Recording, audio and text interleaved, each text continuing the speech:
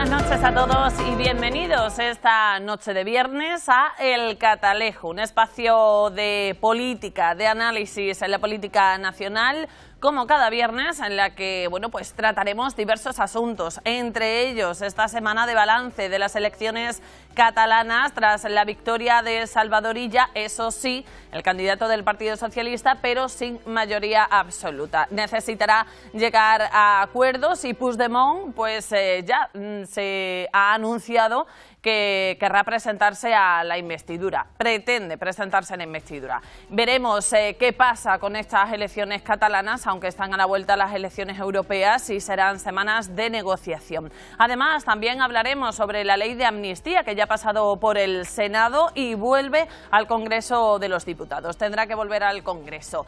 Y hablaremos también de esta polarización y de esta violencia que parece estar adueñándose de la política no solo nacional sino también europea, ya que esta semana pues hemos vivido un lamentable suceso que ha sido el atentado contra el primer ministro eslovaco. Todos estos temas centrarán el debate y el análisis del Catalejo de este viernes por parte de los contertulios que nos visitan esta noche.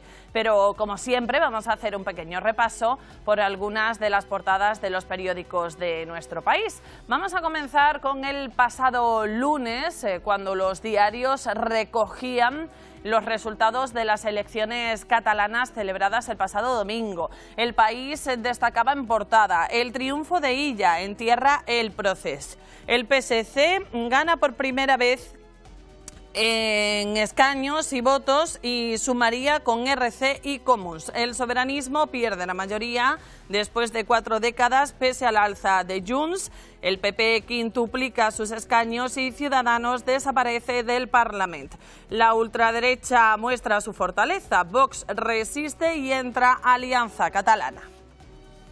El Mundo, el pasado lunes, sacaba en portada: Illa logra una gran victoria, pero Puigdemont exige a Sánchez gobernar. El PSC gana por primera vez las elecciones en votos y escaños e intentará formar un tripartito con RC y Sumar. Aragonés se hunde y afirma que pasará a la oposición, pero tendrá que decidir a quién hace presidente.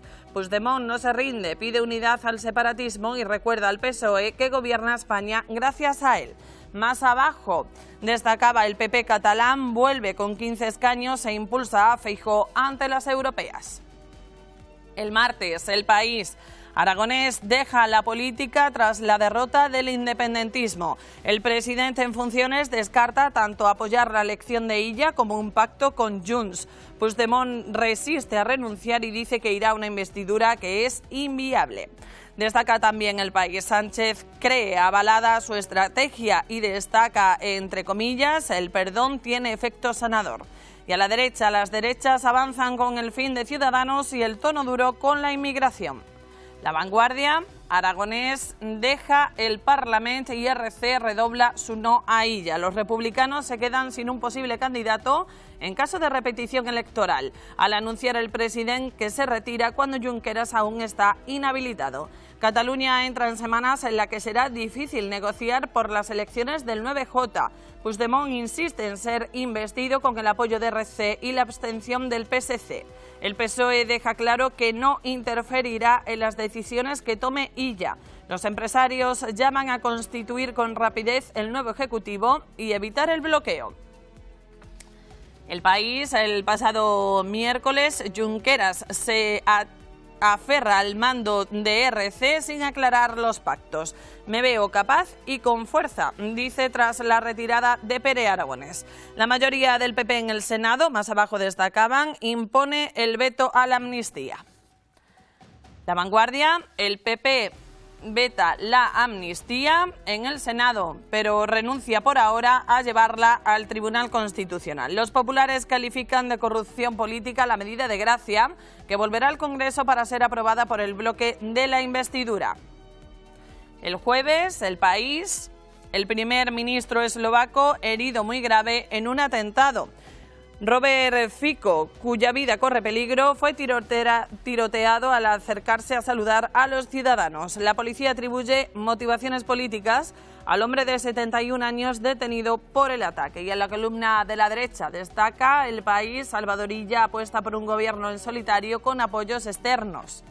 La Vanguardia, el jueves, Junqueras dejará de presidir RC y Rovira no optará a la reelección.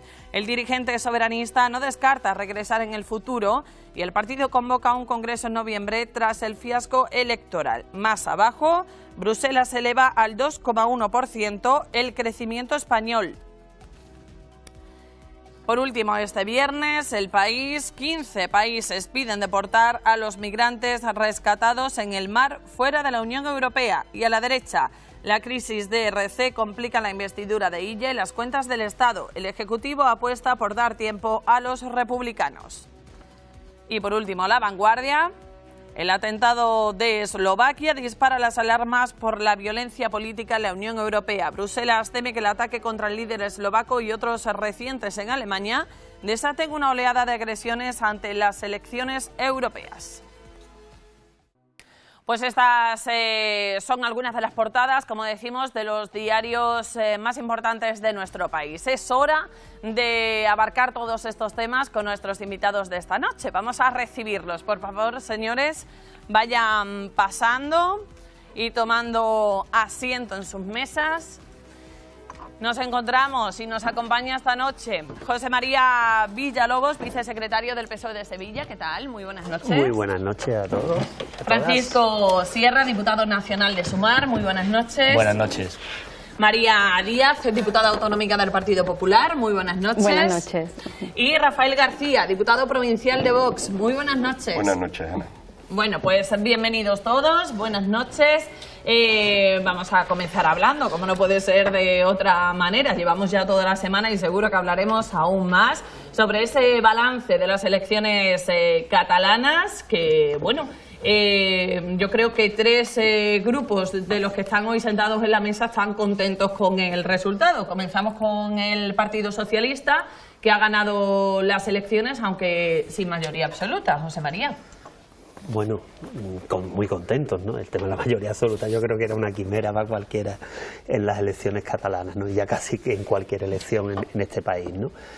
Yo creo muy contentos. Creo que los grandes ganadores en las elecciones fue evidentemente el Partido Socialista con la candidatura de Salvador Illa y luego, bueno, pues las políticas de reconciliación que ha liderado el presidente Sánchez y que han provocado el gran derrotado de estas elecciones, que ha sido el independentismo. Yo creo que más allá de todos los análisis que podamos hacer y que, bueno, probablemente casi todos los que estemos en esta mesa tengamos un motivo para estar contentos, algunos para estar preocupados, otros para estar tristes, pero sí yo creo que hay una gran noticia, ¿no? Y es que por primera vez en 40 años el nacionalismo o el nacionalismo mutado en independentismo no tiene mayoría en el Parlamento de Cataluña. Yo creo que ese hecho es relevante, más allá de las consideraciones que podamos luego hacer cada uno, porque lo que está claro es que cambia una inercia en la que llevábamos metidos desde poquito antes del año 2017 y que estaba resultando pues totalmente estéril para los intereses de los ciudadanos de Cataluña y para resolver sus problemas, que es para lo que está la política, y además estaba arrastrando al resto de España a un debate que incluso llegaba a algo muy peligroso, que es la confrontación territorial, ¿no? Entonces yo creo que ese hecho es importante. Creo además que Salvador Illa ha demostrado que es un hombre tranquilo, reflexivo, que está dando los tiempos suficientes esta semana para que evidentemente todo el mundo lo primero que haga es arreglar su casa y que, bueno, tenemos por delante el reto de formar gobierno y espero que sea capaz de formarlo. Yo confío en que sí, será capaz de formarlo. Y bueno, pues en principio, como digo, muy contento y a la espera de que, bueno, vayamos siguiendo pues los diferentes hitos procesales en todo esto. Se tendrá que conformar el Parlamento, se tendrá que elegir la mesa, tendrá que llegar los candidatos a la investidura, se tendrá que votar, es decir, todavía nos queda bastante, ¿no? Pero el primer hito, que fueron las elecciones, que ha traído muy buenas noticias para España y muy buenas noticias para Cataluña. Francisco, por Sumar. Bueno, nosotros hacemos una valoración positiva en el sentido de la posibilidad de construcción de un gobierno de progreso, que es lo que garantiza no solo avances sustantivos en derechos en Cataluña, sino también políticas que nosotros denunciamos. Y a veces en política la coherencia tiene un coste. El no apoyar unos presupuestos de una política, sobre todo ha penalizado a Esquerra, porque lo que demanda gran parte de la ciudadanía catalana eran justamente políticas de progreso, no tanto estar en el bucle del proceso, sino abrir políticas de estado de bienestar, mejorar los servicios públicos dependen de la Generalitat, el caso del transporte, la sanidad, aspectos que vienen después de la crisis de 2008 y con el proceso deteriorándose de manera significativa. Allí donde hemos gobernado los comunes, Sumar, hemos avanzado en derechos, en el Ayuntamiento de Barcelona de manera muy clara y en otros ayuntamientos menores. Y en ese sentido, aunque los resultados son negativos, esperábamos básicamente un giro a la izquierda, aunque el electorado ha avanzado en el voto a la derecha, pero desde el punto de vista de las posibilidades del Parlamento de generar un nuevo ciclo político para Cataluña, hacemos una valoración muy positiva, porque a nivel del Estado se están avanzando políticas importantes y en Cataluña era significativo, yo creo que central, como ha dicho mi colega, pasar de ese debate o giro del independentismo al entendimiento, al diálogo social y, por supuesto, a políticas públicas activas y progresivas, que es lo que está demandando desde hace décadas la ciudadanía en Cataluña, yo diría a nivel del Estado, porque el problema, en realidad, yo diría que el más importante que tiene España no es territorial, no es de encaje las autonomías, es prácticamente de romper con el círculo de la pobreza, de toda la crisis que hemos ido acumulando, de mejorar derechos, de construir un Estado de manera unitaria. El otro día celebramos el homenaje a un gran historiador, Antonio Miguel Bernal, que en uno de sus últimos ensayos hablaba de España como un Estado inacabado y se refería fundamentalmente a la cuestión territorial, pero también a la cuestión de clase, a la cuestión de derechos para la ciudadanía. Si no resolvemos esto, evidentemente, estos ciclos y estas situaciones se van a volver a repetir. Así que la valoración positiva, aunque particularmente como fuerza hayamos bajado escaños, pero estamos convencidos que el proyecto que se está explicando desde los comunes, desde Sumar a la ciudadanía, a medio y largo plazo va a ser significativo y va a lograr seguir contando con muchos apoyos a nivel estatal. Por el Partido Popular, María. Bueno, pues nosotros, como no puede ser de otra manera, estamos muy contentos con los resultados porque incluso han superado nuestras expectativas, ¿no? Yo creo que somos el partido que más ha crecido en número de escaños y creo que eso pues nos invita a reflexionar sobre qué quieren los catalanes, ¿no? Yo creo que el resultado de las elecciones catalanas sin duda complican la legislatura porque los independentistas no necesitan a Sánchez, pero Sánchez sí necesita a los independentistas para seguir en la Moncloa y me parece un error garrafal que pensemos que el independentismo está muerto porque de hecho Puigdemont ya ha llamado a la unidad del independentismo, ¿no? Creo que tanto Junts como Esquerra van a tener un papel fundamental a lo largo de lo que dure la legislatura del Gobierno de España, incluso más que en Cataluña, ¿no? Rafael. Sí, buenas noches, Ana. Bueno, nuestra valoración sin duda alguna es muy positiva. Nosotros, evidentemente, hemos repetido el número de escaños, tenemos 11, sacamos en las otras elecciones también 11, pero hay datos muy importantes que nos llevan al optimismo, ¿no?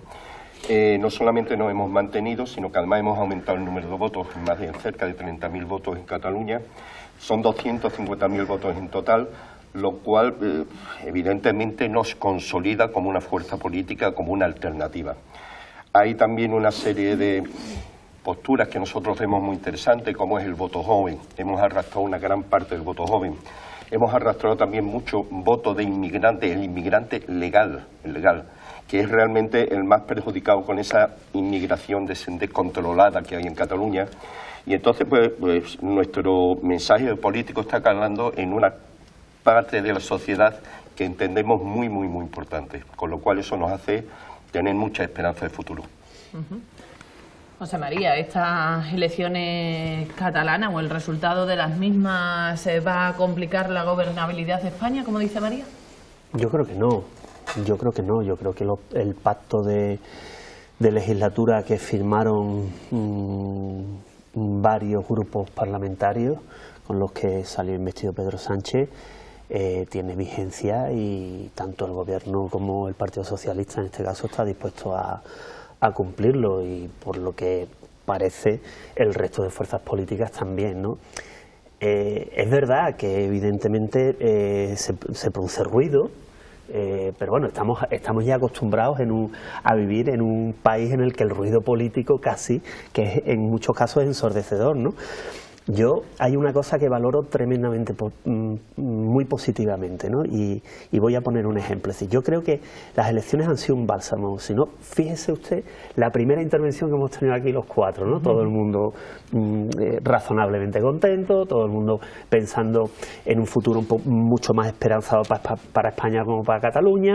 Yo creo que, bueno, incluso hasta con análisis que podemos compartir entre los cuatro, ¿no? Es decir, yo creo que todo eso es positivo, ¿no? Es decir, hay quien dice que lo mejor de la democracia es que sea aburrida, ¿no? Que eso significa que las cosas están en su justa medida, ¿no? Yo no creo que haya complicado una legislatura que es complicada. Yo creo que sería iluso decir lo contrario, ¿no? Fran, que está en el ajo y que está incluso en el pacto de seguimiento, pues nos puede contar quizá más cosas, ¿no? Porque es que además se configura un Parlamento que, desde el punto de vista de los dos ejes en los que había estado, sobre todo el eje soberanismo o independentismo, no independentismo, que había estado polarizando la política en Cataluña, en ese eje los no independentistas ganamos a los independentistas, ya digo, o nacionalistas transmutados, como queramos llamarle, en 40 años, ¿no? Yo creo que ese dato es muy positivo. Y luego también el otro eje, que yo creo que es el que está tomando cada vez más importancia en el debate catalán y que está trasladándose también al debate en España, que es el eje izquierda-derecha, ¿no? Entonces las fuerzas progresistas también tienen más escaños que las fuerzas conservadoras. Entonces, ese es el escenario. ¿Sí? Tenemos más progresismo que conservadurismo y tenemos más no independentismo que independentismo. Ese es el escenario del Parlamento catalán. Y las consecuencias están llegando, ¿no? Sí, tenemos ya tres elementos importantes, especialmente uno en Esquerra, como es Oriol Junqueras, que de momento ya ha dado un paso atrás, que fue una de las cabezas, digamos, visibles del proceso. Puigdemont ya ha dicho que si no es presidente, que se irá, por lo tanto, y ya RC ha dicho que no lo va a investir.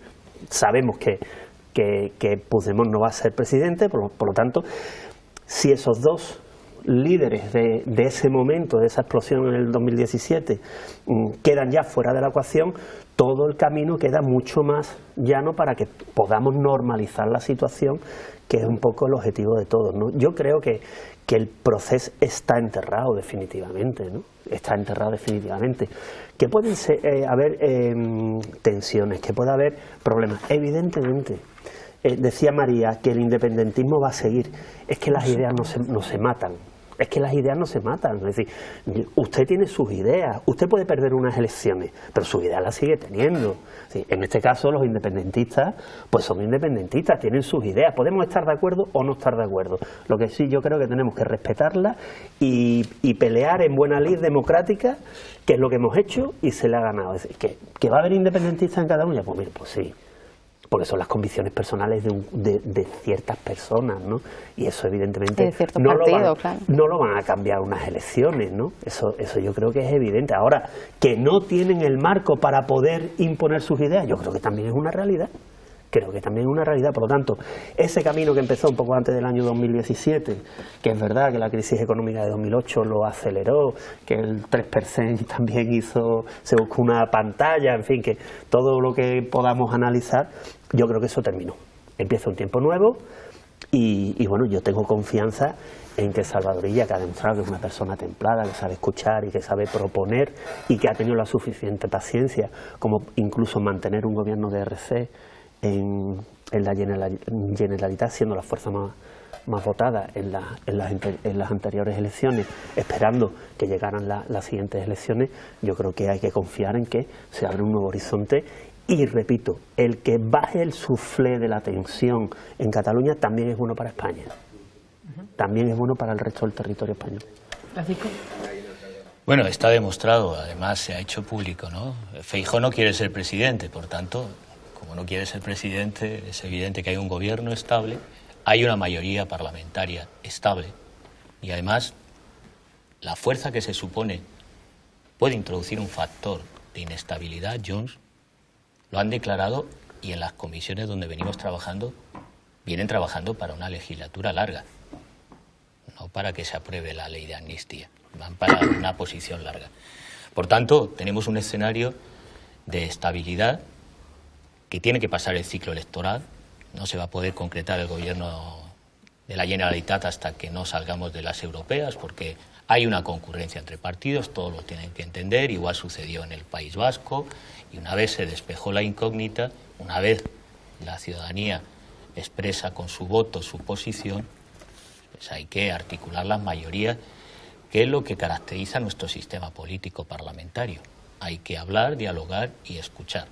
A mí me gustaría que algunas fuerzas políticas aprendieran a escuchar y a dialogar, sea sobre el encaje territorial o Cataluña, sea sobre derechos sociales fundamentales. Yo lo que observo a diario es que hay fuerzas políticas que no escuchan. Yo tengo a los diputados de Vox justo detrás y durante toda la sesión se la pasan interrumpiendo, es decir, incumpliendo el reglamento, no escuchan. Políticamente tampoco hay voluntad de escucha. Si no hay voluntad de escucha no hay posibilidad de acuerdo. Entonces, la única dificultad que va a haber en la legislatura es justamente esa confrontación en la que se han situado el partido de la derecha extrema y la extrema derecha, en la que no solo hay una dinámica destituyente, una dinámica de negar la evidencia de los resultados electorales, sino también con cualquier proceso electoral. Nos siguen insistiendo que lo del procés no ha terminado y que el problema de Cataluña no ha terminado. Bueno, es que hay algunas fuerzas políticas que siguen hablando de ETA a estas alturas de la película. Hay algunos que hasta están compartidos. Siguen todavía en otra pantalla. Siguen algunas en otra pantalla. Yo diría, fíjense bien, que algunas fuerzas políticas viven en otro siglo. Y no me refiero al siglo XX, me refiero al siglo XIX. Total. Las posiciones del Partido Popular y la derecha, en muchas materias, son propias de políticas ultramontanas de lo que era la derecha travilaria del siglo XIX. Y en ese horizonte, evidentemente, lo que va a haber, lamentablemente, es mucha crispación generada por interés, porque no se gobierna si se hacen políticas de progreso desde la derecha, si no es a condición, y tenemos antecedentes, cuando sucedió el 11M, cuando sucedió en otros procesos campañas desatadas contra otros presidentes de gobierno que tenían la legitimidad y el respaldo de la ciudadanía y donde no ha habido en ese proceso garantías para el desarrollo. Nosotros como grupo nos definimos como plurinacionales y queremos que haya dos grandes transformaciones en esta legislatura que creo que van a ser definitivas para décadas, no para esta legislatura. Una tiene que ver con la financiación autonómica, que es estructural, que es el problema en parte catalán, problema también de otras comunidades como Andalucía, infrafinanciada. Es un elemento estructural definitivo. Y la otra, intentar recuperar libertades y derechos que se han perdido, empezando por la ley Mordaza y por muchas libertades públicas y derechos que se han ido deteriorando. Pongo el caso de la sanidad, que es estratégico. Ahí hay una mayoría amplia y el apoyo que ha tenido tanto Vox, básicamente solo de UPN, ningún apoyo, en este caso a Abascal, si volviera a intentar una moción de censura, no tiene ningún apoyo. Y el Partido Popular, de la mano de Vox. Por tanto, tendrían que hacerlo mirar, ahora que vamos a un proyecto de debate de las elecciones europeas, dónde están y qué Europa quieren construir. ¿Están en esa de restar libertades y derechos y no garantizar a la ciudadanía poder expresarse, no aceptar esa pluralidad? ¿O podemos ir al entendimiento, empezando por órganos que tienen secuestrado? El Consejo General de Poder Judicial, por ejemplo. La renovación de Radio y Televisión Española también la tienen bloqueada.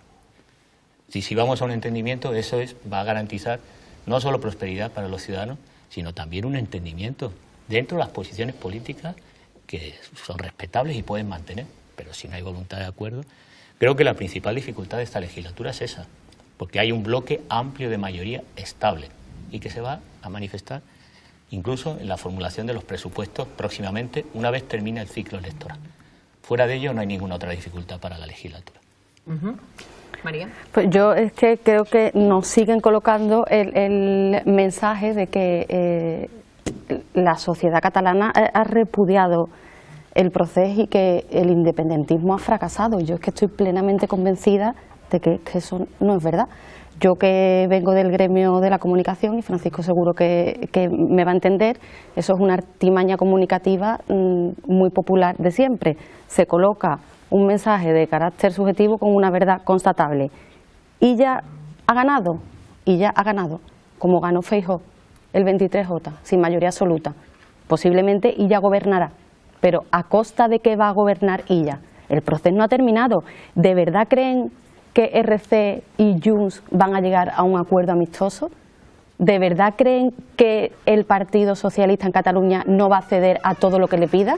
Y va a ceder a todo lo que le pida no por Illa, va a ceder a todo lo que le pida porque de Cataluña depende el futuro de Pedro Sánchez.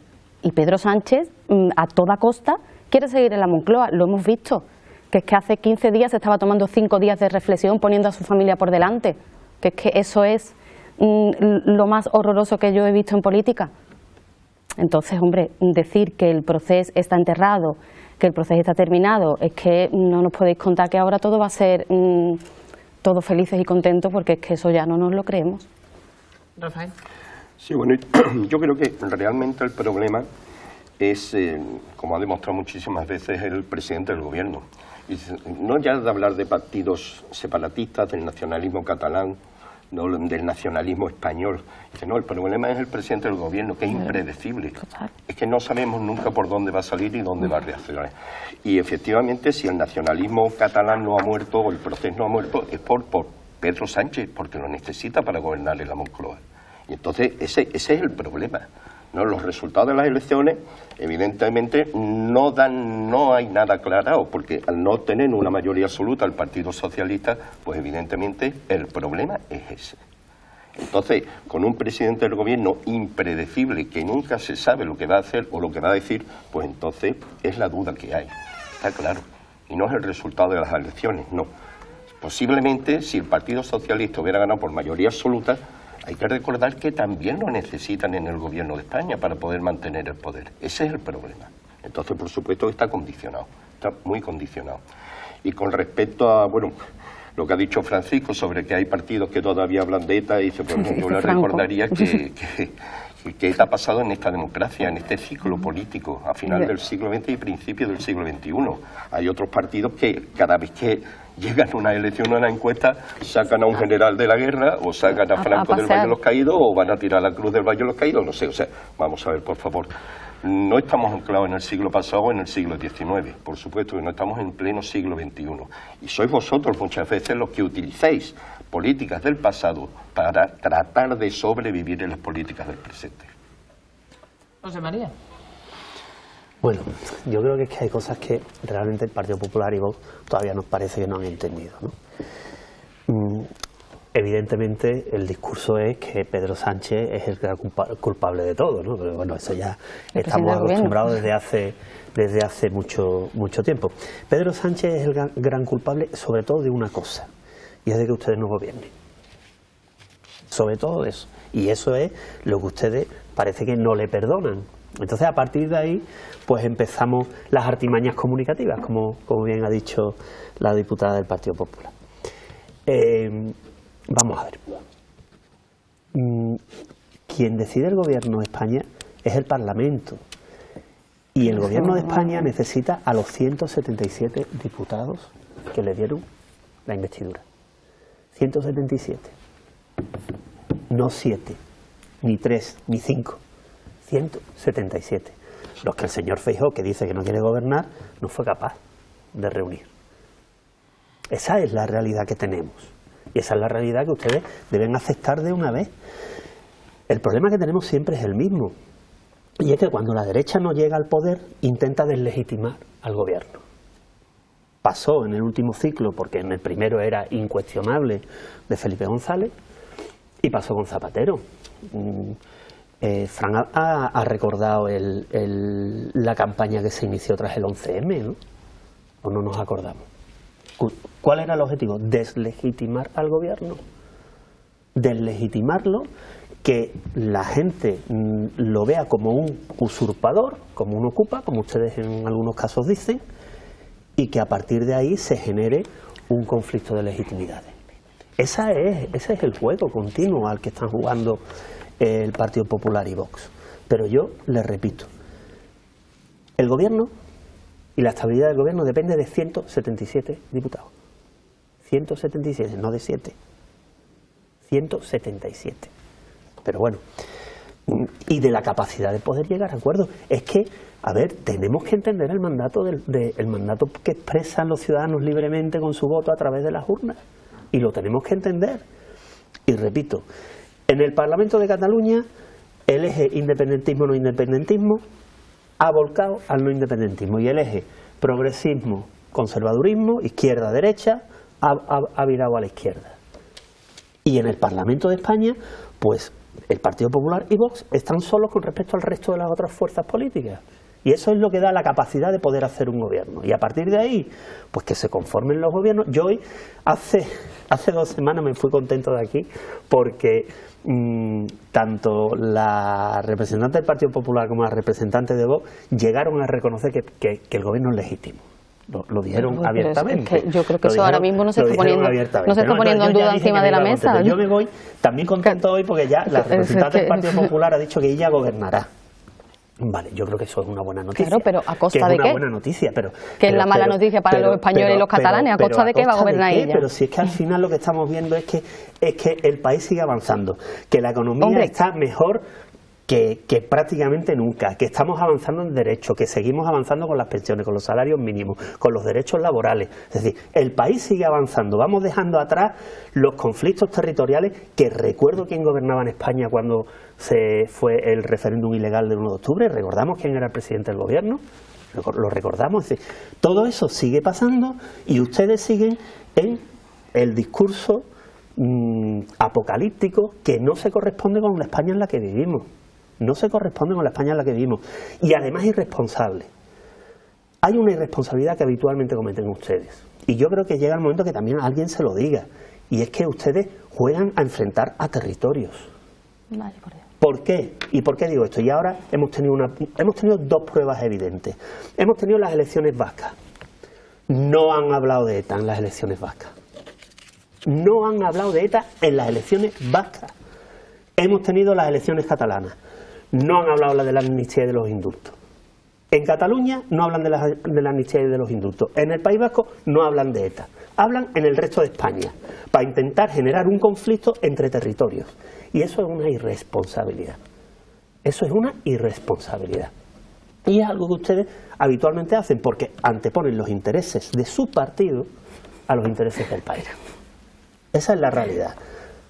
Yo le hace gracia, pero bueno, me hace gracia que usted me hable a mí de irresponsabilidad y de anteponer intereses de partido a intereses personales. Los resultados de una vez, acepten los resultados electorales de una vez. Pero si los resultados están aceptados, no somos nosotros los que rodeamos el Congreso cuando perdemos, ni el Parlamento de Andalucía cuando perdemos. Acepten los resultados, es la izquierda. Y empezaremos a avanzar bueno... Porque el país va a seguir avanzando, aunque ustedes no quieran. El país va a seguir avanzando y el gobierno va a seguir gobernando. Aunque para ustedes sea el culpable de las 7 plagas de Egipto, pero bueno, avanzaremos. Los datos están ahí, están los datos de empleo, los datos de crecimiento económico. Todos esos datos están ahí. ¿Que tenemos problemas? Pues claro que tenemos problemas. Pero evidentemente lo que se trata es de poner las herramientas para ir solucionándolos, ¿no? Francisco. Bueno, hay un defecto en nuestra cultura política que es el patrimonialismo. El patrimonialismo es el que lleva a la derecha a identificar que el Estado y el Gobierno, por no decir todo lo público, es propiedad de ellos. Es un problema de esta casta y oligarquía semifeudal en muchas formas y modos de hacer política y a la hora de entender la mayoría y el parlamentarismo, el propio juego político. Claro, me habla de artimañas retóricas. Bueno, es que personalizar que el problema es Pedro Sánchez es justamente una estrategia retórica de personalización, porque Pedro Sánchez y cualquier líder político representa una fuerza, un programa, un proyecto, una corriente ideológica y de opinión dentro de la ciudadanía española, como cualquier otro responsable público. como lo hará Feijóo o Abascal, cualquier líder político. Entonces, reducir un problema político de mayorías y minorías a un tema personal es una forma grave. Pero a mí lo que más me resulta preocupante, y por eso insisto que ustedes viven en el siglo XIX. En el caso del Partido Popular, lamentablemente, porque ha caído en este trumpismo de intentar exacerbar los discursos, sí que lo han dicho reiteradas veces, su líder ha deslegitimado las elecciones, ha deslegitimado los resultados al propio gobierno en reiteradas ocasiones, sus portavoces a diario en sede parlamentaria, pero a diario, con dos discursos elementos que son característicos de la extrema derecha. Fíjense bien que el Partido Popular se supone que no es extrema derecha. Uno es el de la falta de legitimidad y la corrupción. Ese discurso es que aupó a la extrema derecha en Alemania en los años 30. Y ustedes están en esa lógica, en la de Trump. Luego hablaremos de la polarización, pero es un elemento muy importante a tomar en cuenta. El segundo y fundamental es que ustedes son los únicos ungidos, no sabemos por quién, para poder gobernar. Y el caso es que históricamente cuando ustedes han gobernado han hecho destrozos de todo tipo. Lo están haciendo ahora en Andalucía, con la sanidad. El día 1 de junio tenemos una convocatoria en defensa de lo público, porque se apropian de lo público. Se apropian de lo público. El Partido Popular es el único partido condenado justamente por apropiación indebida de lo público, por financiación ilegal y numerosas causas en las que han utilizado el aparato de justicia. Por eso es el siglo XIX, porque utilizan el aparato de justicia para fines e intereses personales de una oligarquía económica. Y los que son un partido franquista, siento decirlo, y que reivindican a Franco, sus propios dirigentes, y evidentemente recordarlo nosotros, reivindicamos la memoria histórica a diario, no en elecciones. Esa es la diferencia.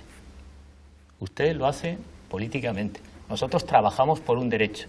Acaban de llamarnos la atención Naciones Unidas porque PP y Vox, allí donde gobierna, están incumpliendo la ley de memoria democrática, que es un principio preceptivo de derecho humanitario que tiene que ver con justicia transicional, con reparación de las víctimas del fascismo, del franquismo en este país. Nosotros hemos tenido una concentración en Plaza España el otro día, entregando en Campogaz el cortijo apropiado, de nuevo la apropiación indebida, por Queipo de Llano. Esperábamos y queremos que fuerzas democráticas, como ustedes se pueden reclamar, si se reclaman democráticas, reivindiquen la justicia y la reparación. Y por tanto, aquello que era el dominio público y esos expolios que se hicieron durante el franquismo, se restaure el derecho. Por eso tenemos que hablar de memoria democrática en este país, es fundamental. Y es ahí donde ustedes se retratan, en el siglo XIX. En las aventuras africanistas de esos ejércitos que después hicieron los golpes de Estado y vulneraron la República. El patrimonialismo corresponde con una política de lo peor, que es la apropiación privada de lo público y la reivindicación de la dictadura. Ustedes esto, en público, el Partido Popular, pocas veces, cuando hemos tramitado en Andalucía a nivel estatal la ley de memoria democrática, se han puesto de perfil. Y sus socios, pues miren lo que han hecho donde han gobernado. Naciones Unidas nos acaba de dar un toque de atención. ¿Van a corregir ese tipo de actuaciones? Bueno, cuando hablamos de memoria democrática estamos hablando de esa posición política de una derecha ultramontana. No una derecha liberal como la democracia cristiana en Alemania y en otros países que pone un cordón sanitario a la extrema derecha y al fascismo y que dialoga y llega a acuerdos y reconoce derechos. ¿Van a reconocer esos derechos? ¿Van a apoyar, por ejemplo, las medidas de memoria democrática respecto, por ejemplo, a Campocaz, para que vaya a dominio público o no? ¿Lo van a hacer? Dependiendo de ello, se sitúan en un siglo o en otro. María. Es que yo no sé ni por dónde coge esto ahora mismo, porque vamos a ver, es que vuelven a decir que hablamos de ETA y es que vosotros sacáis a Franco a pasear constantemente.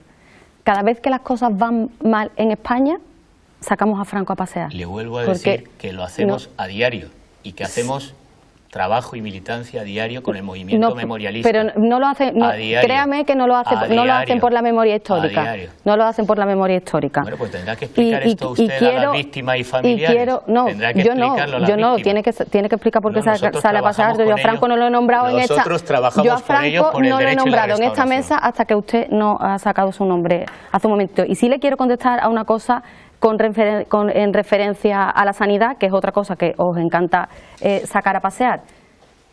Nunca a pasear, reivindicamos derechos universales. Reivindicáis. Nunca se ha invertido más a sanidad. Una ley para garantizar el servicio universal. Bueno, venga.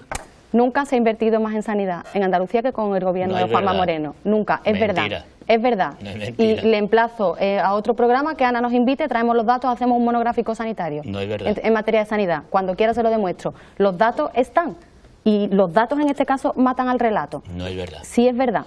Y con datos en la mesa debería saber que un presupuesto si se incrementa y hay necesidades mayores no implica un mejor servicio, un incremento. ¿Entienden? Cuando quiera le invito a que hagamos un monográfico sobre sanidad. Ana nos invita cuando quiera y lo hacemos. De sanidad y de economía. Lo mismo lo planteo para el final de la temporada, que tenéis muchas ganas de hablar de Andalucía. Rafael. Bueno, vamos a ver, hay muchos temas que se han tratado aquí que son realmente interesantes, pero la pregunta inicial era sobre el personalismo posible de Pedro Sánchez, del presidente del gobierno, y de su necesidad de pactar con los independentistas para gobernar. Los números son los que son. Nunca nadie, que yo sepa, ni de mi partido ni de ningún otro partido, ha puesto en duda la mayoría parlamentaria. Eso es una cosa que hay. De hecho, el señor presidente del gobierno es Pedro Sánchez, por los apoyos que ha tenido. Eso no lo ha puesto nunca nadie en duda. Eso está claro. Y lo que a mí me llama muchísimo la atención, y cuántas veces habremos escuchado al señor presidente del gobierno, antes de las elecciones, decir que había una serie de líneas rojas que no se podían cruzar. Una de ellas pactar con Bildu, que eran los herederos de ETA, otra pactar con la extrema izquierda, cuando era Podemos y cuando era el señor Iglesias el que gobernaba, el que mandaba en Podemos, y otra pactar con los partidos separatistas. Todo eso que Pedro Sánchez ha dicho públicamente en los medios de comunicación, en entrevistas, en televisiones, muchas veces cuando llega a la hora de la verdad se lo ha pasado por el forro, hablando en plata. Ha hecho lo que ha querido y lo que ha tenido confianza. Entonces, eso es lo que nosotros nos quejamos muchas veces. Por eso hemos dicho muchas veces que ese gobierno será todo lo legal que quiera, pero es un gobierno ilegítimo, porque está basado en mentiras que se han dicho en campaña electoral. Y eso está ahí, es evidente que está ahí. Y cuando hablamos de patrimonialismo, lo ha dicho antes, lo que es el patrimonio, el patrimonialismo, etc., dice, podemos hablar que esos son los partidos independentistas, ¿no? Tanto en el País Vasco como en Cataluña, esos partidos independentistas sí que utilizan la política como un patrimonio personal, que se creen que tanto el País Vasco como Cataluña es su propio cortijo, su propia finca. Entonces, bueno, yo creo que ese es el gran problema que tenemos. Bueno, vamos... Yo sí me gustaría apuntar una cosa, porque creo que es importante. Vamos a ver. Pues se habla de Franco, se habla de la memoria histórica como si fuera algo... banal. Pero si es como si fuera algo banal. Vamos a ver. Yo les reto, si ustedes quieren que se deje de hablar de memoria histórica, hagan una cosa muy sencilla, y es den derecho a los familiares a que puedan enterrar dignamente a las víctimas del franquismo. Ya está. Pero si es una cuestión de humanidad, que la gente tenga un sitio donde recordar a sus familiares, que sepan dónde están, que sepan... Pero si es algo de humanidad, que es que no si ustedes avanzan un poco, olvídense de las ideas políticas. Pues si solo tienen que mirar el presupuesto de la Junta de Andalucía en materia de memoria democrática. Como que alguien... yo voy a poner ejemplo de mi familia. Yo tengo de mi familia personas que murieron en los dos bandos en la guerra civil. El que murió, que era del bando de la derecha, por así decirlo, o de los golpistas, sé dónde está enterrado. El que murió por parte de los republicanos, no sé dónde está. Si es que es un conflicto que existe hasta dentro de las propias familias. Pero si es algo tan sencillo como eso, entiéndanlo de una vez. Entiéndanlo. ¿A usted le gustaría saber, si no lo supiera, dónde está enterrado su abuelo? ¿O dónde está? ¿Le gustaría o no? Y no es la guerra del abuelo, es que es la realidad, que es algo de humanidad, por Dios. Y hablan con un desahogo de ese tema, como si fuera aquí Pero de verdad es algo tan sencillo como eso, que lo mismo que las víctimas o los que murieron del bando de los golpistas, que se sabe dónde están y sus familias saben dónde están, y tienen un lugar donde honrarlo y donde recordarlo, que las víctimas de la represión golpista que estaban en el lado republicano les pase lo mismo. ¿Tan difícil es de entender eso? No lo sé. Yo de verdad mira, es que me sorprende. Sinceramente, yo no he escuchado a nadie que sea de derecha decir que eso no se haga. Pero si lo están impidiendo, ustedes son los que Rafael, ponen, ustedes ponen esas palabras siempre en nuestra boca y nosotros no lo he dicho nunca. Están ustedes dándole siempre continuamente la vuelta, poniendo en nuestra boca cosas que no decimos, que no hemos dicho nunca, que no hemos dicho nunca. Ha sido una comparación de las víctimas de ETA, ha sido una comparación de las víctimas de ETA, que ustedes dicen que es que seguimos hablando de las víctimas de ETA, que las víctimas de ETA son de esta democracia, de este ciclo político. Eso es lo que hemos dicho. Pero nunca hemos dicho que no se resalte a las personas que hagan. Por favor, no pongan palabras en nuestra boca que no decimos, por favor. No, señor. José María, ha aclarado el asunto. Vamos a hacer una pequeña pausa para la publicidad y volvemos enseguida. Hasta ahora.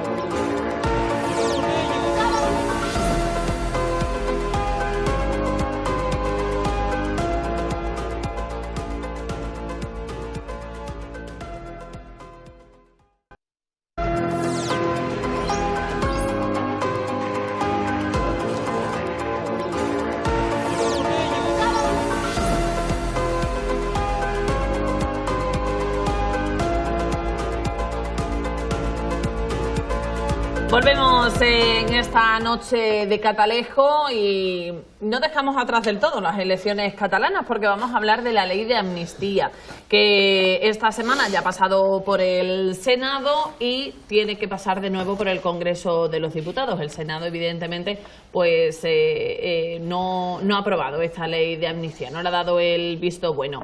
José María, comentabas antes que la ley de amnistía hemos hablado muchos meses y además aquí también en este programa un montón sobre ella, pero ahora en las elecciones catalanas poco se ha hablado. Nada, eso es lo que llama la atención, ¿no? Que cuando se supone que precisamente en el epicentro del supuesto problema o del asunto, por así decirlo, pues no se habla de cuando llega una campaña electoral, ¿no? Pero bueno, eso es a lo que, como digo, nos tiene acostumbrado el Partido Popular. Yo creo que Vox en eso es mucho más coherente, se lo tengo que reconocer, aunque no estemos de acuerdo. Bueno, yo creo que nada nuevo bajo el sol, ¿no? Llega al Senado y ha pasado lo que se esperaba. Yo también me alegro que al final el Partido Popular no haya puesto el conflicto de intereses con el Congreso, que creo que era un paso peligroso, porque yo creo que en el fondo el Partido Popular sabe que la amnistía le viene bien a todo el mundo. A corto o a largo plazo le va a venir bien a todo el mundo, porque evidentemente ya se ha demostrado que está pues desmontando el castillo independentista y el castillo del Procés, que ya ha caído definitivamente, y que eso va a permitir que a la larga, hombre, yo espero que pasen muchos años y si no llega pues mejor, pues le permita al Partido Popular en un momento dado hasta volver a tener capacidad de pacto con las fuerzas de derecha de Cataluña, ¿no? Como pasó en su día, ¿no? Nada nuevo, ahora volverá al Congreso, en el Congreso pues se aprobará y a partir de ahí, bueno, pues vendrá la aplicación, que serán los jueces los que tengan la capacidad de aplicar la ley, ¿no? Como siempre. Yo creo que evidentemente es una medida, hemos hablado muchísimo en esta mesa, una medida controvertida, una medida que tiene, bueno, gente a favor, gente en contra, gente medio pensionista, pero que sí al final lo que está demostrando es que tanto los indultos como la amnistía han dado resultados, ¿no? Y la prueba del algodón han sido las elecciones catalanas que tuvimos el domingo, ¿no? Que, digo, por primera vez en 40 años o el nacionalismo transmutado o el independentismo, la suma, no tiene mayoría absoluta en el Parlamento de Cataluña, y eso creo que es una muy buena noticia porque, bueno, al final cierra una etapa en la que se ha estado hablando mucho de ruido, más de lo que hablaremos después, de una polarización importante en la sociedad catalana, una tensión social que yo creo que el que ha estado yendo a Cataluña o estuvo yendo a Cataluña en aquellos momentos y tiene conocidos allí, pues la notaba, queda definitivamente superada, y a partir de ahora pues bueno, vamos a hablar de verdaderos problemas de la gente, de los problemas de la infraestructura, de los problemas de la economía, de los problemas de los derechos de las personas, de la sanidad, de la educación, de los servicios sociales, de la dependencia, que al final conforman el grueso de las competencias de las comunidades autónomas, en el caso de Cataluña pues tiene alguna más, ¿no? Pero bueno, fundamentalmente porque la han querido, ¿no? Y avanzaremos en ese sentido, ¿no? Francisco. Nosotros hemos defendido desde el primer minuto, públicamente, la amnistía. Pero por una sencilla razón, es que en democracia los problemas de carácter político se resuelven políticamente, no se resuelven judicialmente. Y en España tenemos actualmente un problema con la justicia, grave.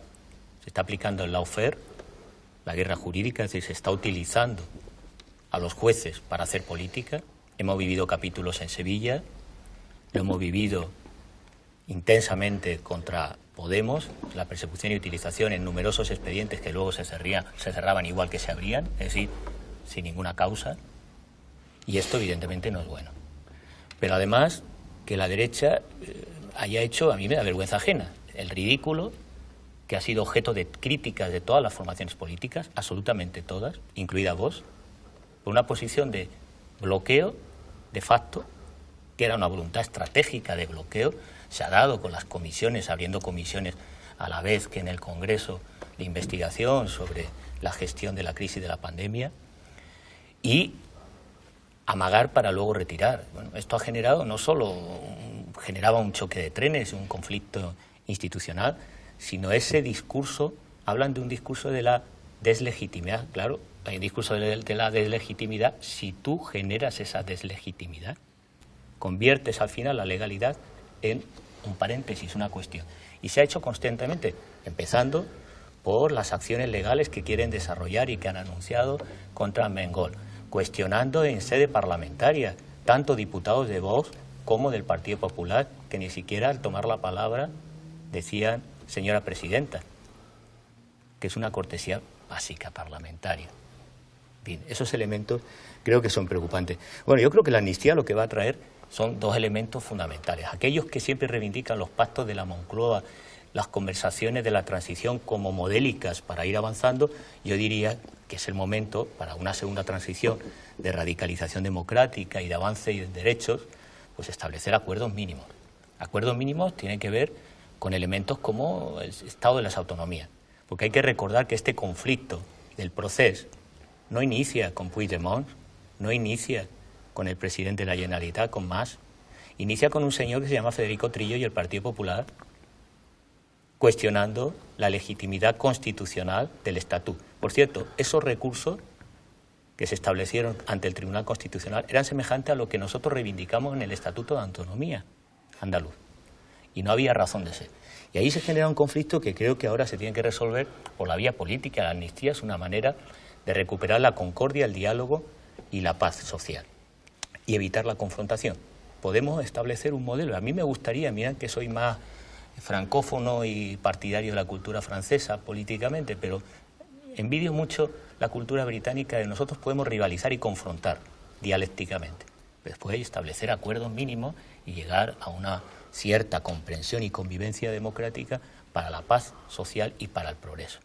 Y cuando los ciudadanos voten una mayoría u otra, pues se harán las políticas determinadas. Pero esta lógica destituyente del Partido Popular en el Senado no es nada positiva. Yo la sufro en las comisiones en las que estoy, básicamente en la Comisión de Radio y Televisión Española, con mayoría absoluta del Partido Popular en el Senado, ni siquiera está por la labor de renovar los miembros del Consejo de Administración de Radio y Televisión, pero luego se quejan de la televisión pública, ni están tampoco por la labor de renovar, como corresponde por ley, con la norma que hay actualmente, el Consejo General del Poder Judicial. Han puesto más de 15 excusas al respecto.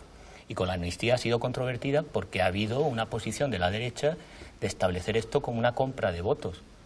Bueno, si cada vez que hay una amnistía hay una compra de votos, habrá que ver cuando el Partido Popular con Aznar hacía amnistía a quién estaba comprando o quién le compraba.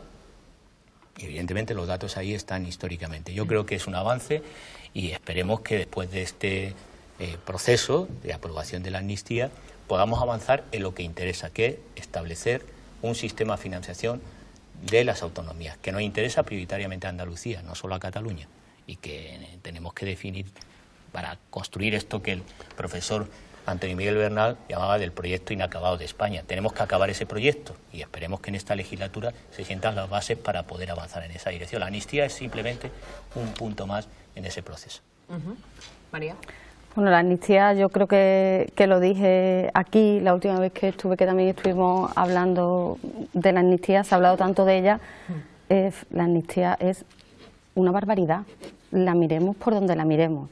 Una barbaridad que nace de la mentira. O sea, la amnistía, antes de las elecciones, toda la plana mayor del Partido Socialista, no podíamos hacer la amnistía porque era inconstitucional, nuestro sistema jurídico no la recogía, Pedro Sánchez no gana las elecciones con mayoría absoluta, es decir, pierde las elecciones y entonces ya la amnistía sí vale. La amnistía nace de la mentira. Pedro Sánchez nos mintió antes de las elecciones, nos mintió después de las elecciones y nos seguirá mintiendo las veces que haga falta contar de seguir la Moncloa. Vuelvo a enlazar con las elecciones catalanas, que decíais que el proceso está, después de las elecciones catalanas, está enterrado. Pues yo creo que con la amnistía y con el gobierno de Pedro Sánchez, el independentismo ha conseguido más que en los últimos 45 o 46 años. Es que ayer lo vimos, no sé si anoche o esta mañana, lo he escuchado en la radio, Pedro Sánchez le garantizaba a Puigdemont que en 2 semanas tendremos aprobada la ley de la amnistía. Hombre, amnistiar a los que quieren romper España, a los que dieron un golpe de Estado, pactar con Bildu, que es que decía antes el compañero del PSOE que mataron a compañeros de sus filas. Pues yo no pactaría con alguien que ha matado a compañeros de mis filas. Es que creo que ese es el gran problema. Y contestándole al compañero del PSOE, que dice que bueno, que ahora que después de las elecciones catalanas esperamos conseguir la paz social en Cataluña y que las aguas de alguna manera vuelvan a su cauce y poder empezar a mirar por la sanidad, la educación. Pues ¿qué me estás diciendo? Que en 8 meses de gobierno solo hemos estado centrados en la amnistía y en las cesiones que ha hecho Pedro Sánchez a los independentistas y a los separatistas. Es que ese es el resumen con el que me quedo de la intervención del compañero del Partido Socialista. Rafael.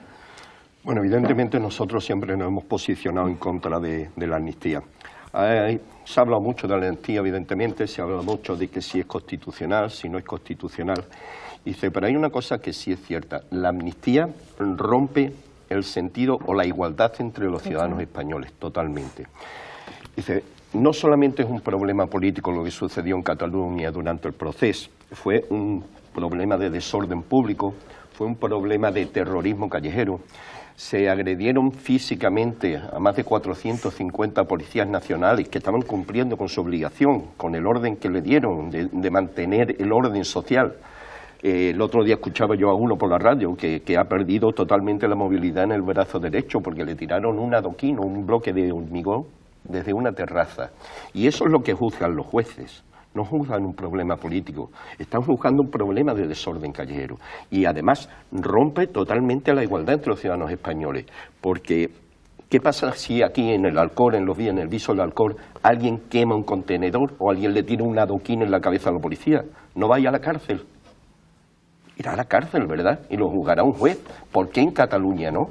Porque la amnistía va a amnistiar a todo eso que se hizo en el proceso. Y eso es un problema de desorden público real, que por eso actúan los jueces también, evidentemente.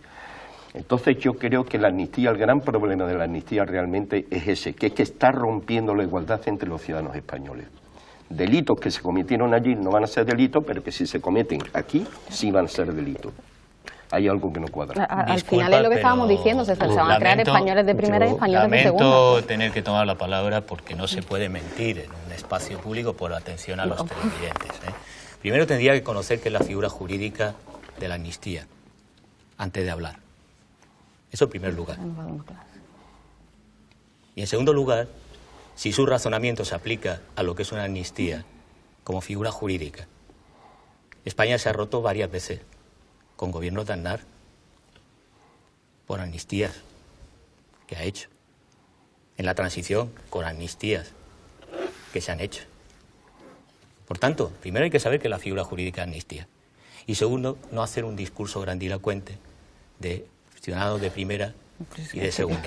La amnistía, como figura jurídica, cumple esa función. Se vota en el Parlamento y cuando se hicieron las amnistías por parte del gobierno del Partido Popular, nadie habló de ciudadanos de primera y de segunda. Hubo otros debates sobre la importancia de la fiscalidad pública, sobre garantizar que las tributaciones de las fortunas no evadan impuestos, que es un gran problema real para la financiación de las pensiones y de nuestro sistema de servicios públicos en este país. Lo contrario es una instrumentalización, de nuevo del caso catalán, vuelvo a recordar a Federico Trillo, el recurso anticonstitucional con el Estatut que da inicio al conflicto con Cataluña en nuestra democracia. Y a partir de aquí la amnistía va a resolver esos conflictos. Si ustedes siguen anclados en ese discurso, primero, la ciudadanía en Cataluña no lo va a entender. Probablemente les haga mucho caso en otros territorios. Pero lo que están haciendo es un uso claramente electoral, político, de una figura jurídica que es legal, que es legítima, pero además le diría más. Es justa y necesaria para poder avanzar en este país, en la convivencia democrática. Justa y necesaria. Entonces, si la amnistía con su razonamiento que han hecho rompe España y genera ciudadanos de primera y de segunda, será cada vez que se hace una amnistía, ¿no? Y en la democracia se han hecho varias veces. Pero ¿por qué si la amnistía... O los indultos igual, también. ¿No? Una pregunta que os hago. Es que no, vamos a ver. Una pregunta yo que os hago, creo un realmente segundo. que es que usted con la...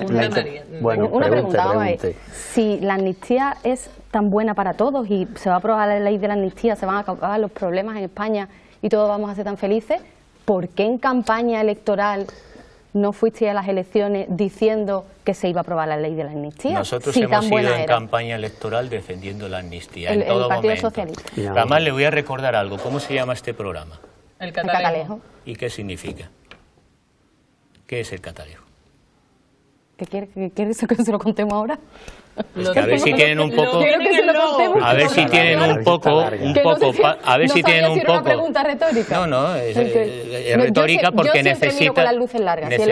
necesitan paso corto y vista larga. En democracia al menos. En democracia al menos.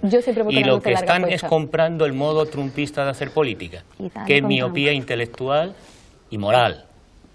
Pasos rápidos y corta vista. Van a terminar estrellándose contra la realidad. No me conoces de nada, vamos. Yo realmente, con la intervención anterior de la que ha hecho la portavoz del Partido Popular, creo que ha demostrado que o yo me he explicado, será que yo me he explicado, se ha explicado mal, ¿vale? Se ha explicado mal, claro. Pero vamos, usted no entendía absolutamente nada. Yo a lo mejor no me he explicado bien, pero usted no entendía absolutamente nada. Vamos, que usted diga hoy que los independentistas han hoy que tuvimos las elecciones el domingo y usted dice que los independentistas han conseguido más que en los últimos 45 años. No es la última, yo estoy seguro. No es la última semana. Yo estoy seguro que si estuvieran aquí el señor Puigdemont o el señor Junqueras y etcétera, aquí enfrente, la mirarían con una cara, de asombro, como diciendo, pero bueno, pero esta mujer vive en una semana atrás del mundo, no, una semana atrás. Yo digo 2 siglos.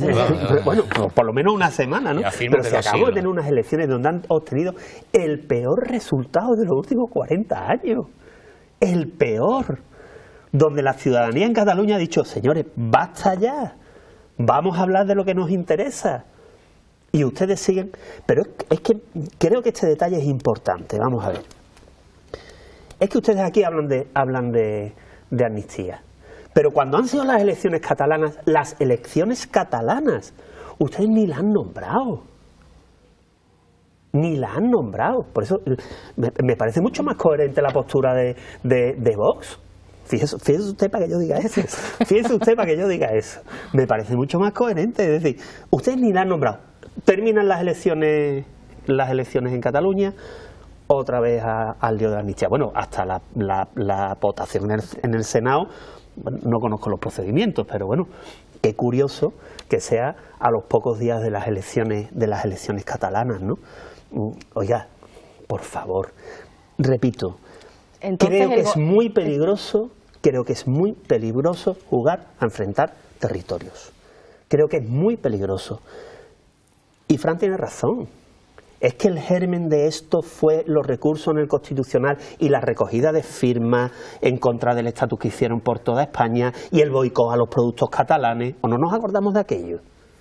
¿O no nos acordamos de aquello? Esa es sembrar la catalanofobia en el resto de España. A eso jugaron ustedes. Y hemos estado a punto de quemarnos todos. Ustedes jugaron con fuego y hemos estado a punto de quemarnos todos. Esa es la realidad. Hemos superado ese momento y ustedes siguen otra vez. Terminan las elecciones catalanas, otra vez a lo mismo.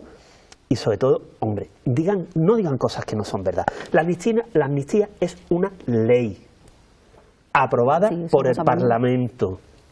Es una ley aprobada por el Parlamento. Que ustedes además llamaron ¿a quién fue a quien llamaron? A la Comisión Europea, ¿no? Fueron a los que llamaron para... Venecia, sí. Al Grupo Venecia para que viniera, porque aquí estábamos, y el Grupo Venecia pues han tenido que callar. Pues han tenido que callar. Esa es la realidad. Esa es la realidad. Y oiga, me dicen, no, es que esto hace ciudadanos de primer... Que no es verdad.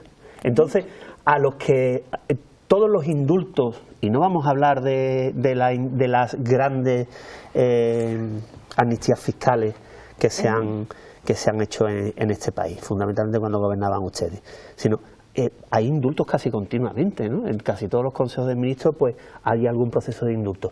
Se trata a los españoles de manera diferente porque hay algunos que les indultan porque concurren una serie de circunstancias. Aznar tiene el récord, por cierto. Exactamente, y Aznar tiene el récord. Concurren alguna serie de circunstancias y otros no. Y eso significa que, hombre, no. Me parece que no, porque es, al final, intentar que las herramientas políticas que nos hemos dado y que la Constitución nos da a los españoles para poder resolver conflictos políticos, pues directamente digamos que no valen. Y eso no me parece razonable.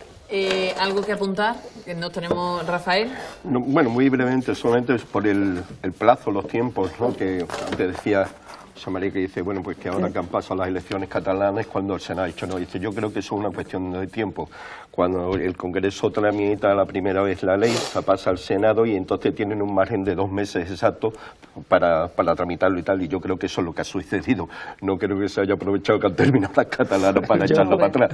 La verdad, se ha aprovechado los 2 meses hasta última hora, pero bueno. Bueno, hacemos una pequeña pausa para la publicidad y volvemos enseguida con más asuntos que tratar. Hasta ahora.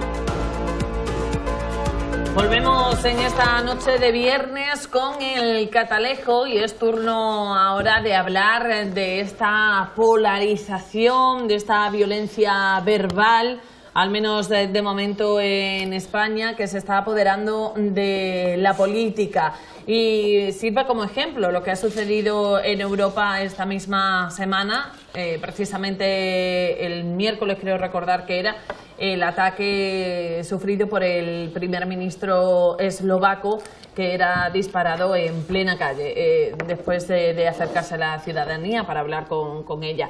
En fin, una violencia, unos límites alcanzados de los que también habla hoy precisamente Ezequiel García en su columna de opinión La Vereda. Lo vemos.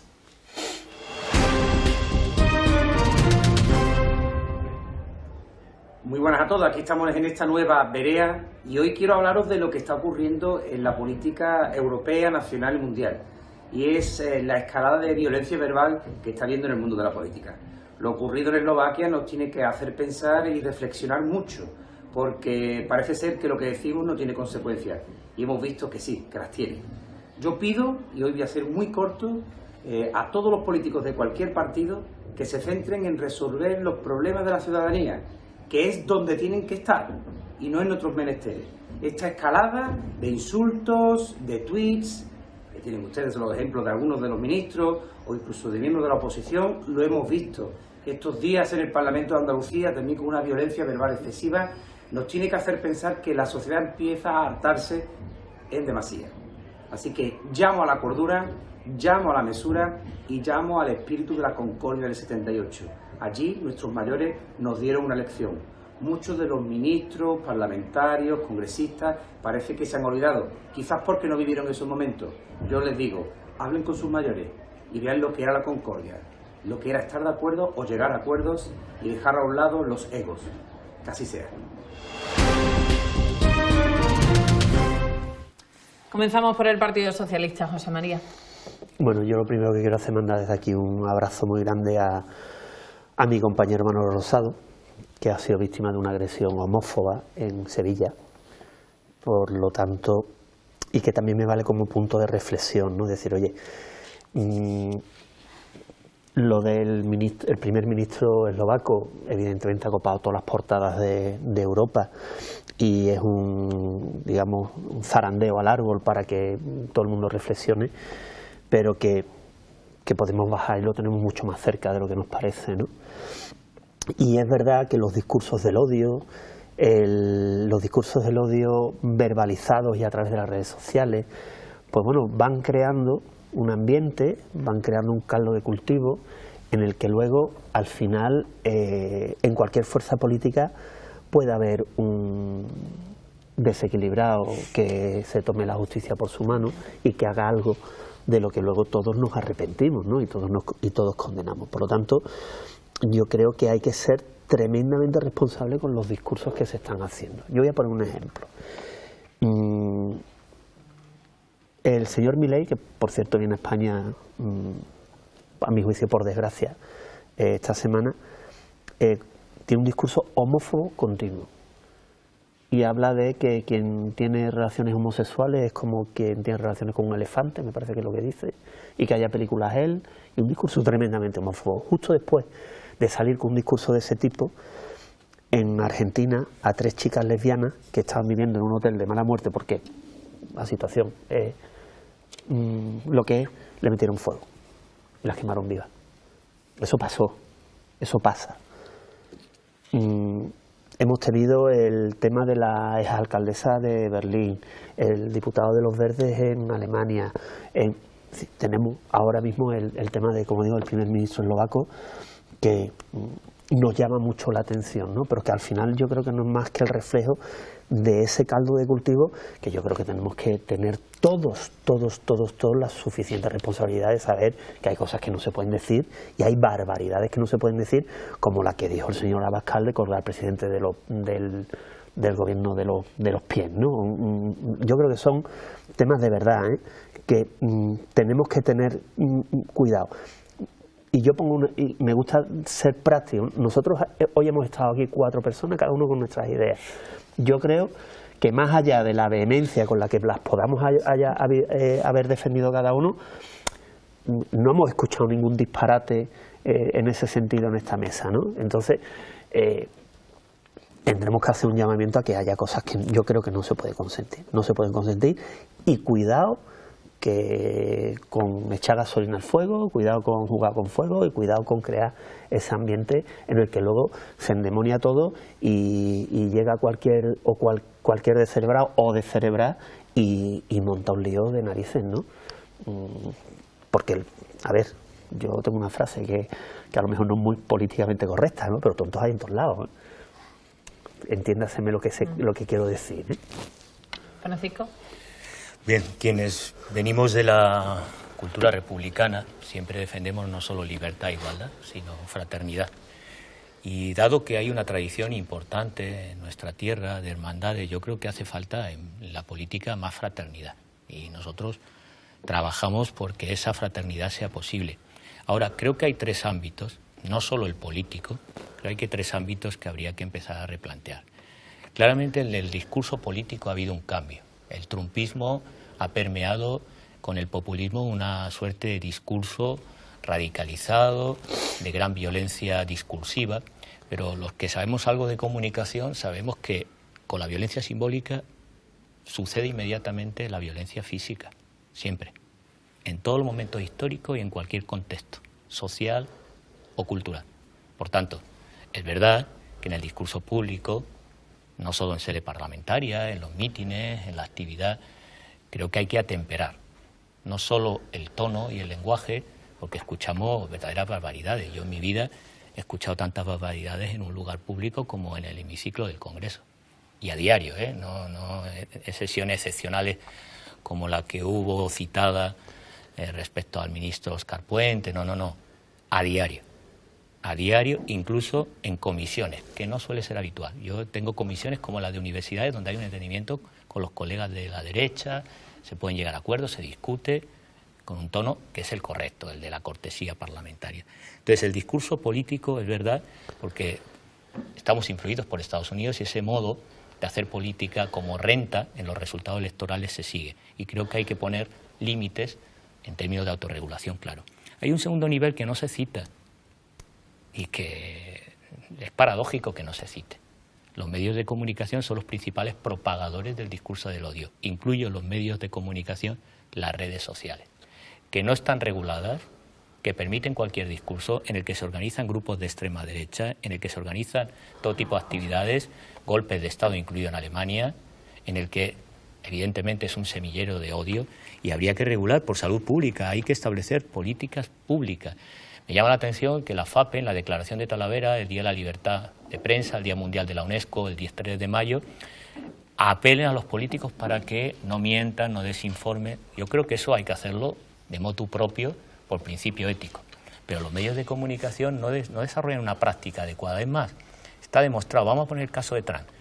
Mientras Trump ha sido presidente, el incremento de ventas de incluso sus principales opositores, el New York Times, ha sido descomunal.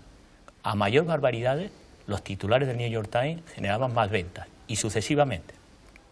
Y hay que recordar aquí que José María Aznar, no sé si saben de quién es empleado, porque es un empleado, muy bien remunerado, pero es un empleado, de Rupert Murdoch, el gran magnate de la prensa, grupo Fox News. Fox News ha sido el principal medio impulsor de Trump e impulsor de las políticas de extrema derecha y de violencia a través de los medios de comunicación. Y nuestros medios digitales y convencionales están emulando ese modelo. Yo creo que tenemos aquí un debate. Yo en la Comisión de Calidad Democrática he pedido políticas de comunicación democrática activa y estamos debatiendo sobre los bulos y la desinformación, porque es un grave problema. Hay una directiva ya comunitaria que tenemos que trasladar en nuestro ordenamiento jurídico nacional para regular los bulos, la desinformación y la intoxicación que altera la convivencia democrática. Y es un problema, yo diría, grave e importante. Y el tercero es la ciudadanía, porque aquí parece que es que los bulos surgen de arriba y llegan abajo. Pero es que aquí hay un problema de educación democrática elemental y hay que exigir a la ciudadanía.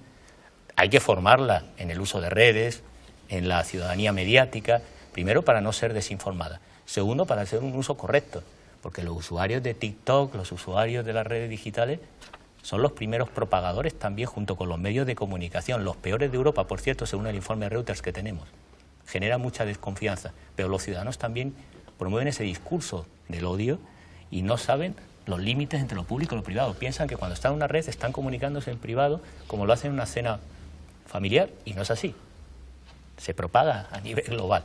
Entonces, también a la ciudadanía hay que formarla en una política de Estado, en ciudadanía digital, en ciudadanía mediática, para que sepan ser responsables en sus actos comunicativos y, desde luego, evitar que sean desinformados. Esos tres ejes creo que son los que deberíamos poner en política pública para cambiar el ámbito. El primero, que parece el más difícil, el que los políticos cambien el registro y tono, mientras los otros dos, los medios, vendan a la mayor barbaridad los titulares que circulan de los actores políticos o la ciudadanía siga propagando esos bulos, no vamos a cambiar el ecosistema cultural y es necesario que lo cambiemos, insisto, por salud democrática, por salud pública. María. Bueno, yo creo que se han sobrepasado todos los límites, decía el compañero Pepe.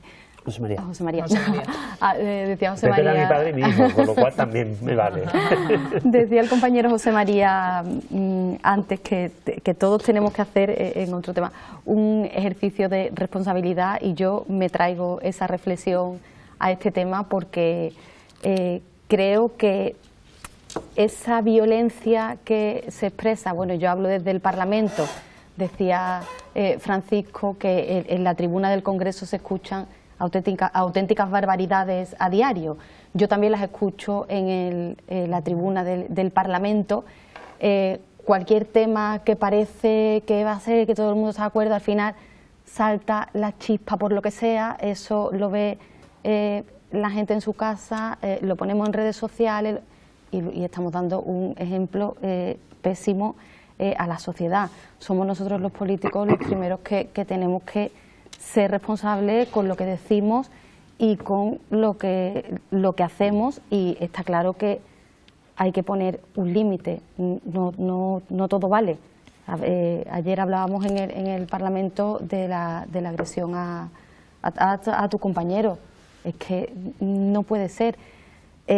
La sociedad está tan polarizada que es que yo ya creo que ni en la familia podemos hablar de política, porque en el momento que hay dos opiniones, como que el diálogo cordial se ha perdido, ¿no? Entonces yo creo que es el momento de que todos, sobre todo los que somos servidores públicos, hagamos una reflexión y sentemos las bases de que esto no puede seguir así, ¿no? Rafael. Sí, bueno, poco que añadir a lo que han dicho aquí los compañeros, ¿no? Evidentemente los políticos tenemos una responsabilidad en el mensaje que deberíamos pues, muchas veces de moderar. Porque es verdad que, como dijo también José María, que tontos y locos hay en todos lados, y efectivamente, y cualquier momento puede saltar una chispa que puede hacer mucho daño a la política y mucho daño a la sociedad. Incluso puedo decir que estoy de acuerdo con Francisco en lo que ha dicho de los 3 niveles que se supone que debe de haber en todo este discurso, y me gustaría añadir que no solamente el discurso es el que hay que cuidar, o el mensaje que se da a través de los medios de comunicación, las redes, también las acciones, por desgracia, ¿no? Nosotros, el grupo político Vox, tanto en las elecciones vascas, en las campañas vascas como en las catalanas, hay muchos compañeros que han sufrido agresiones, simplemente a lo mejor por poner una carpa informativa con el logotipo de Vox, pues han recibido piedras, se les ha tirado tal. Eso sale muy poco, por cierto, en los medios de comunicación, pero ha pasado y vosotros sabéis que es verdad. Entonces, hay que condenarlo todo, por supuesto, hay que ser muy firmes a la hora de dar ese mensaje de que la polarización puede ser buena siempre y cuando, oye, pues sea un discurso que se pueda debatir, que se pueda decir. Evidentemente no todos pensamos igual.